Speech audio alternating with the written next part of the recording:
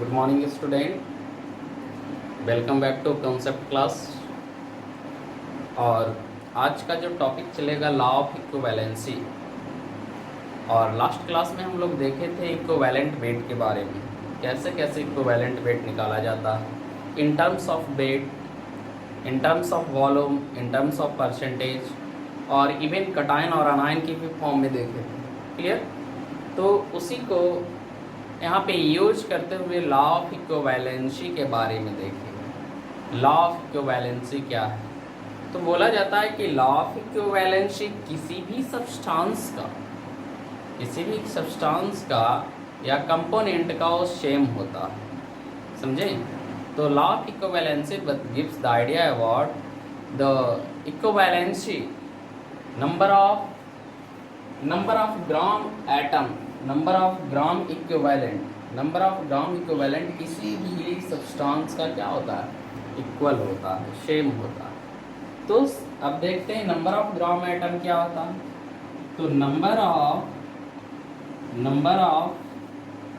Gram atom या gram equivalent, number of gram equivalent जो होता है वो होता है weight of substance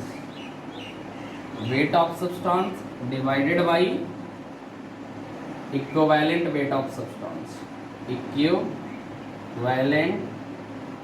wait of substance.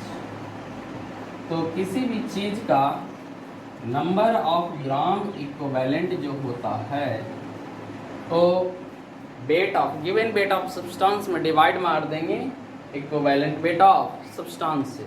और equivalent weight I had discuss in last classes, so again I will revise it. Equivalent weight कैसे कैसे निकलता है? तो इक्विवेलेंट वेट मान लिया जाए कि किसी भी मेटल का, तो weight of metal divided by weight of H2 into 1। एक कंडीशन हुआ हाइड्रोजन के केस में बताए थे।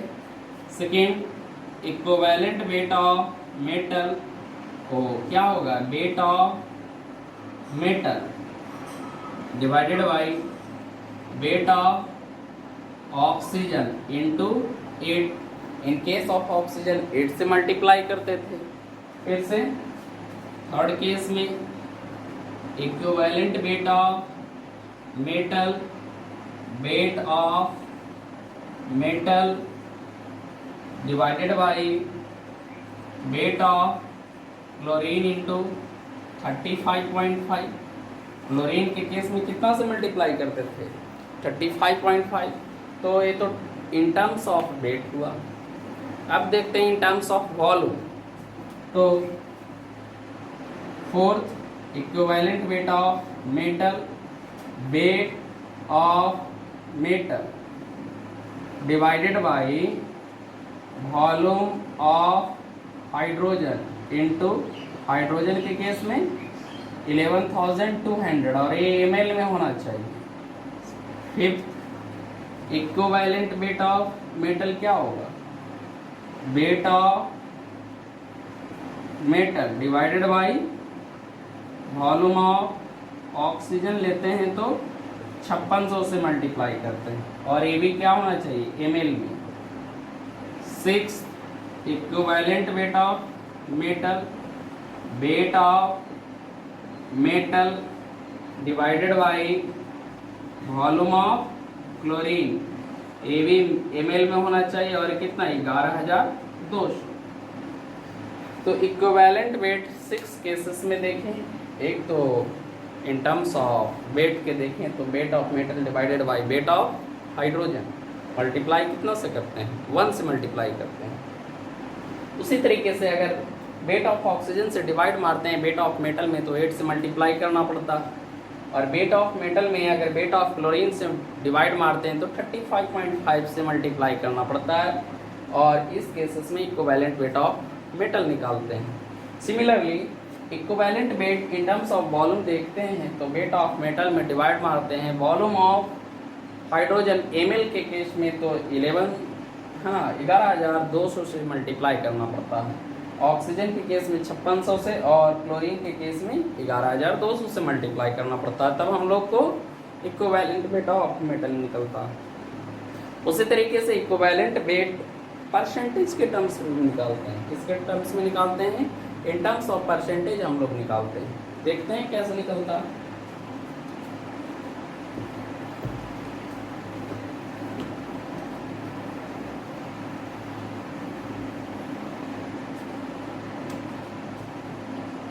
Equivalent weight of metal percentage के टर्म्स में देखना है।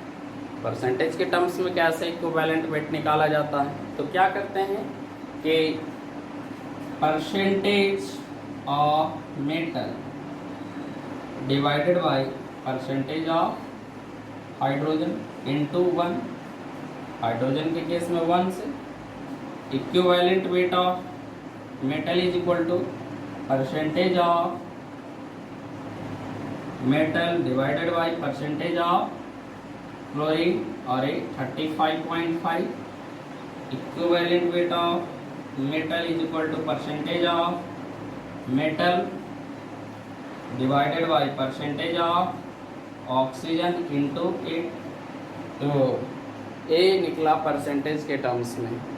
ऑक्सीजन रहेगा तो 8 से मल्टीप्लाई, क्लोरीन रहेगा तो 30.5 से मल्टीप्लाई और मेटल रहेगा तो 1 से मल्टीप्लाई, और इस तरीके से इक्विवेलेंट वेट निकाला जाता है। क्लियर? अब देखते हैं इक्विवेलेंट वेट किसका। इक्विवेलेंट वेट हम लोग को निकालना पड़ेगा इन कंपाउंड का। तो कंपाउंड के केस में क्या बताया था? ये कंपाउंड है, सपोज दैट ये कंपाउंड है, तो ये कटायन और अनायन में टूटेगा, कटायन और अनायन में ये टूटेगा। क्लियर? तब यहाँ पे इक्विवेलेंट वेट किसका निकालते हैं? कटायन का। कैसे निकालते हैं? Weight of cation, weight of cation divided by charge on cation, charge on cation, cation पे जो चार्ज होगा। उसी तरीके से इक्विवेलेंट वेट ऑफ एनायन जब निकालना होता है तब क्या करते हैं? Weight of anion divided by equivalent charge on anion, charge on anion. Clear? अब जब दोनों निकल जाता है कटायन और अनायन का इक्विवेलेंट वेट, दोनों को समेशन करेंगे तब हम लोग को क्या मिलेगा? इक्विवेलेंट वेट ऑफ कंपाउंड मिलेगा। Therefore equivalent weight of compound, equivalent weight of compound क्या होगा? Equivalent weight of cation plus equivalent weight of अनायन, जो कि पिछले क्लास में एग्जाम्पल भी दे करके बताया गया था। तो आपको पार्ट 4 ओपन करके देखना है तो पूरा का पूरा इक्विवेलेंट वेट के बारे में पता चलेगा। लॉ ऑफ इक्विवेलेंसी के बारे में, लॉ ऑफ इक्विवेलेंसी के बारे में। तो लॉ ऑफ इक्विवेलेंसी से पहले नंबर ऑफ ग्राम इक्विवेलेंट के बारे में अभी आइडिया दिए कि नंबर ऑफ ग्राम इक्विवेलेंट कैसे होता है। जैसे जिस तरीके से मोल निकालते हैं ना इन टर्म्स ऑफ वेट, उसी तरीके से नंबर ऑफ ग्राम इक्विवेलेंट निकालते हैं। तो नंबर ऑफ ग्राम इक्विवेलेंट क्या होता है? Weight of substance divided by equivalent weight of substance होता है। अब सपोज दैट मानते हैं कि कोई केमिकल रिएक्शन है, कोई chemical reaction A plus B chemical reaction हो रहा है और क्या बना रहा है? C+D बना रहा है। तो A प्लस B क्या है यहाँ पे? A प्लस B यहाँ पे रिएक्टेंट, रिएक्टेंट, रिएक्टेंट से क्या बना रहा है? प्रोडक्ट बना रहा है। जब केमिकल रिएक्शन हो तो क्या बना रहा? प्रोडक्ट। समझे? तब इस केस में देखते हैं, कहता है कि जिसके जितना law according to law of equivalency, according to law of equivalency, law of equivalency, समझे? लॉ ऑफ इक्विवेलेंसी क्या होता है? Number of gram equivalent, gram equivalent क्या रहता है? Remains same, remains same. Number of gram equivalent same रहता है। Clear. तब इस केस में क्या करेंगे कि जैसे A प्लस बी, तब यहाँ पे होगा number of gram equivalent of A बराबर होगा, इक्वल होगा number of gram equivalent of B equal होगा number of gram equivalent of C equal होगा number of gram equivalent of D। Clear. तो according to law of equivalency, number of gram equivalent तो हम लोग को already आ चुका है कि गिवन सब्सटेंस का वेट में डिवाइड मारेंगे इक्विवेलेंट वेट्स, तब नंबर ऑफ ग्राम इक्विवेलेंट निकलेगा। क्लियर। अब according to law of equivalency, number of gram equivalent A का कोई केमिकल रिएक्शन है, A प्लस बी दे रहा है C प्लस D, तब number of gram equivalent A का इक्वल होगा number of gram equivalent B का, इक्वल होगा number of gram equivalent C का, और इक्वल होगा number of gram equivalent D का। तब यहाँ पे कैसे निकलेगा एक और, तब यहाँ पे क्या होगा, weight of A divided by equivalent weight of A। Clear. Is equal to number of gram equivalent of B कैसे निकालेंगे, weight of B divided by equivalent weight of B। इसका नंबर ऑफ ग्राम इक्विवेलेंट कैसे निकालेंगे, तो number of weight of C divided by equivalent weight of C। इसका कैसे निकालेंगे, तो weight of D divided by equivalent weight of D, और A सारा का सारा आपस में दिया हुआ कोरिलेट होगा, इक्वल होगा। समझे। Suppose that wait of A दिया हुआ है और इक्विवेलेंट वेट ऑफ A तो निकालने के लिए सीखा हुआ है, किसी भी चीज़ का इक्विवेलेंट वेट निकाल सकते हैं, और इसका वेट निकालना हो और एक इक्विवेलेंट वेट निकाल लिए, तो 4 डाटा में 3 डाटा दिया हुआ है, तो एक डाटा तो निकाल सकते हैं इक्वल करके। क्लियर। इसको लिखिए, सपोज दैट कि कोई मेटल एम है, एक कंबाइन किया O2 से और क्या बना रहा है, मेटल का ऑक्साइड बना रहा है। कोई मेटल एम नाम का मेटल है, ऑक्सीजन से कंबाइन करके क्या बनाया, मेटल ऑक्साइड बनाया। और गिवन क्या है, गिवन है कि ये 22 ग्राम x ग्राम कितना है, x ग्राम ये दिया हुआ, और ये कितना दिया हुआ है, 22 ग्राम गिवन वेट। समझे। तो बोलता है कि find equivalent weight of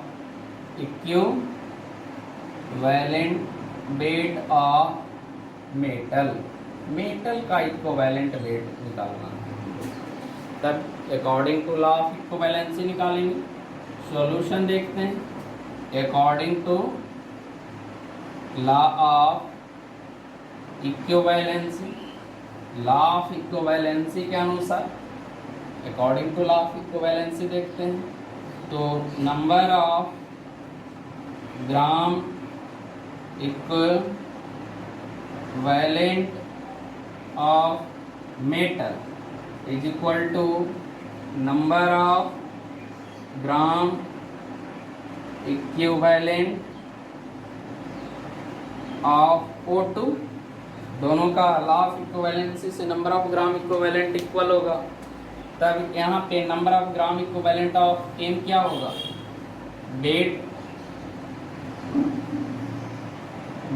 of A divided by equivalent weight of A is equal to weight of O2 divided by equivalent weight of O2 होगा। क्लियर? तो weight of A divided by equivalent weight of A is equal to weight of O2 divided by equivalent weight of O2। अब यहाँ पे क्या दिया हुआ है? अब यहाँ पे दिया हुआ है वेट ऑफ ए दिया हुआ है। वेट ऑफ ए कितना है? x दिया हुआ, और इक्विवेलेंट वेट ऑफ ए हम लोग को कैलकुलेट करना है, मेटल का निकालना है। तो इक्विवेलेंट वेट ऑफ मेटल ए नहीं, यहाँ पे मेटल होगा, यहाँ पे क्या होगा? मेटल, और यहाँ पे मेटल। क्लियर? तब इक्विवेलेंट वेट ए दिया हुआ है, तो मेटल का इक्विवेलेंट वेट हम लोग को नहीं पता, तो मेटल लिख देते हैं। और ऑक्सीजन का वेट कितना दिया हुआ है? 22 ग्राम, और ऑक्सीजन का इक्विवेलेंट वेट हम लोग जानते हैं, ऑक्सीजन का इक्विवेलेंट वेट 8 होता है। क्लोरीन का इक्विवेलेंट वेट 35.5 होता है। हाइड्रोजन का इक्विवेलेंट वेट 1 होता है। क्लियर? तो देखो यहाँ पे इक्विवेलेंट वेट ऑफ हाइड्रोजन कितना होता है? 1। इक्विवेलेंट वेट ऑफ ऑक्सीजन कितना होता है? 8। इक्विवेलेंट वेट ऑफ क्लोरीन कितना होता है? 35.5। ए इसको नोट पॉइंट में याद रखिएगा, समझे? तो ये आपका नोट पॉइंट है, याद रखिएगा। क्लियर? तो अब देखते हैं कि इक्विवेलेंट वेट यहाँ पे ऑक्सीजन का कितना होगा? 8 होगा। Therefore equivalent weight of metal यहाँ पे कैलकुलेट होगा। ये इधर जाएगा तो क्या हो जाएगा? Cross multiplication x divided by wait y into 8, और x और y तो गिवन कंडीशन है। ग्राम वेट का डिस्कशन किया हुआ रहता है, व्हाट इज ग्राम वेट, और जैसे ग्राम एटॉमिक वेट दे दिया, ग्राम मॉलिक्यूलर वेट दे दिया, ग्राम इक्विवेलेंट वेट दे दिया, और बच्चे कन्फ्यूज हो जाते हैं ये ग्राम वेट है क्या, किस चीज़ का नाम है ग्राम वेट। तो जनरली ग्राम वेट 3 टाइप्स का होता है। कितने टाइप्स का होता है? 3 टाइप्स का होता है।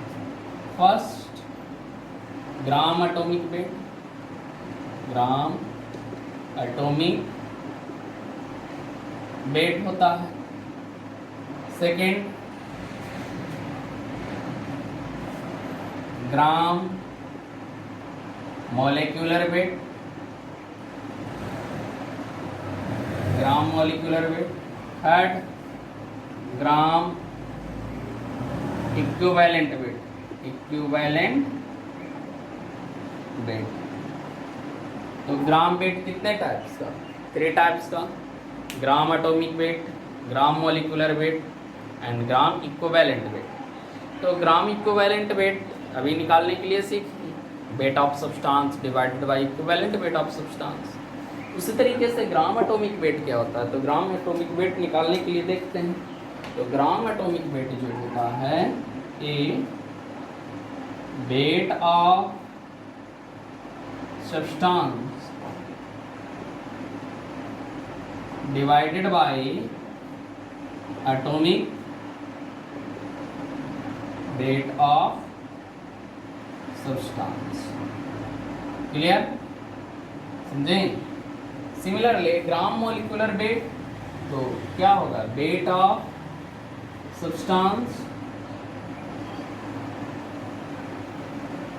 Divided by molecular weight of substance, molecular weight of substance. Similarly यहाँ पे क्या होगा? ग्राम इक्विवेलेंट वेट कैसे निकालते हैं? तो weight of substance divided by equivalent weight, equivalent weight of substance. तो ये 3 तरीके का ग्राम वेट होता है, gram atomic weight, gram molecular weight, gram equivalent weight. Gram atomic weight तो weight of substance divided by atomic weight of substances, it means mole के बारे में बात कर रहा है। और ग्राम मॉलिक्यूलर वेट भी कुछ है नहीं, है मोल ही है, weight of substance divided by molecular weight of substance. और gram equivalent weight, weight of substance divided by equivalent weight of substance, जो कि अभी डिस्कस किए। एक क्या बताता है? ग्राम एटॉमिक वेट क्या है? मोल। क्या है, मोल है। ए बी क्या है, मोल है। और ये क्या है, number of gram atomic wait, number of gram atomic wait. Clear हुआ यहाँ तक? सारा पॉइंट क्लियर होना चाहिए। एक और यहाँ पे वॉल्यूम का लफड़ा करता है कि वॉल्यूम जैसे एसटीपी पे नहीं देता है, जो लास्ट क्लास में भी हम पार्ट 4 में हम बताए हैं। सारे टाइम्स जो वॉल्यूम है नॉर्मल कंडीशन पे दे देगा। वॉल्यूम कहाँ दे देगा, वॉल्यूम किसी भी चीज़ का नॉर्मल एक गिवन रहेगा, गिवन रहेगा नॉर्मल कंडीशन पे, नॉर्मल कंडीशन पे रहेगा दिया हुआ। अब इसको कन्वर्ट करना है, क्या करना है, कन्वर्ट करना है। तो कन्वर्ट करना है कहाँ पे, at STP, standard temperature and pressure. Standard temperature कितना होता है 273 केल्विन, और स्टैंडर्ड प्रेशर कितना होता है 1 atm बोलो, नहीं तो कितना होता 760 mm ऑफ Hg बोलो। क्लियर? तब यहाँ पे एक फार्मूला हम लोग जानते हैं, PV इक्वल टू nRT, जहाँ पे n क्या है, कांस्टेंट हो गया, R भी गैसेस कांस्टेंट है, कांस्टेंट हो गया। ठीक, इसलिए nR इज इक्वल टू क्या हो जाएगा, PV बाई T, एक कांस्टेंट हो गया, nR क्या हो गया, कांस्टेंट हो गया।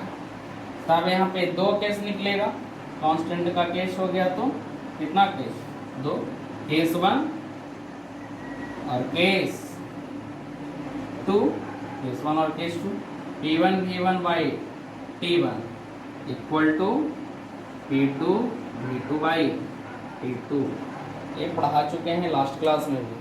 देयरफॉर यहाँ पे क्या हुआ, T1 V1 by T1 is equal to P2 V2 by T2, और किसी एक को स्टैंडर्ड कंडीशन मान लेना और किसी एक को नॉर्मल कंडीशन मान लेना। तो ये गिवन कंडीशन मानते हैं, गिवन कंडीशन पे तो ये क्या होगा, स्टैंडर्ड कंडीशन, स्टैंडर्ड कंडीशन हो गया, एक गिवन कंडीशन तो एक स्टैंडर्ड कंडीशन पे हो गया। क्लियर? और फार्मूला लगा देंगे, P1 V1 by T1 equal to P2 V2 by T2। Last class में इसका एग्जाम्पल भी हम दे करके समझाए हैं पार्ट 4 में। क्लियर? इसको लिखिए।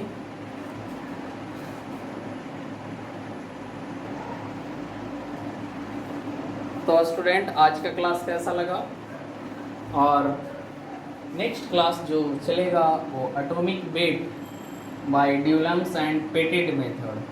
ये थर्ड मेथड अप्लाई करेंगे, क्योंकि फर्स्ट मेथड हम लोग एवरेज एटॉमिक वेट निकाल चुके हैं आइसोटोपिक मेथड से, सेकंड भी हम सिखा चुके हैं इक्विवेलेंट वेट मेथड के द्वारा, और थर्ड अब चलेगा ड्यूलम्स एंड पेटिट मेथड ये चलेगा, और एक पार्ट 6 आने वाला कमिंग वीडियो में रहेगा। सब्सक्राइब कीजिए कॉन्सेप्ट क्लास बाय निहाल रंजन। कॉन्टैक्ट नंबर है 7892875476। Thank you, have a nice day.